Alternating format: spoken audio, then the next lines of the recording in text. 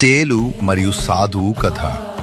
ఒక తేలు నదిలో కొట్టుకుపోతుంటే ఒక సాధువు దాన్ని కాపాడబోయాడు. అది ఆయన్ని కుట్టింది. ఆయన మళ్ళీ దాన్ని పైకి తీస్తుంటే మళ్ళీ కుట్టింది. పక్కన ఉన్నవాడు, అది నిన్ను కుడుతున్నా ఎందుకు కాపాడుతున్నావు అని అడిగాడు. సాధువు ఇలా అన్నాడు, కుట్టడం దాని స్వభావం, కాపాడటం నా ధర్మం. దాని స్వభావం మారనప్పుడు నా ధర్మాన్ని నేను ఎందుకు మార్చుకోవాలి? లోతైన సందేశం: నీ మంచితనాన్ని ఎదుటివారి ప్రవర్తనను బట్టి మార్చుకోకు. నిన్ను ఎవరైనా బాధ పెట్టారని నువ్వు చెడ్డవాడివి కాకూడదు. తేలు మరియు సాధువు కథ.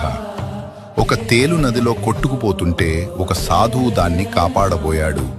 అది ఆయన్ని కుట్టింది. ఆయన మళ్ళీ దాన్ని పైకి తీస్తుంటే మళ్ళీ కుట్టింది.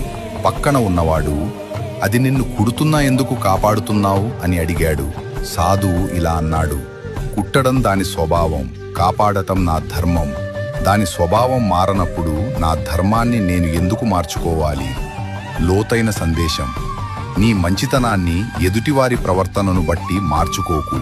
నిన్ను ఎవరైనా బాధ పెట్టారని నువ్వు చెడ్డవాడివి కాకూడదు.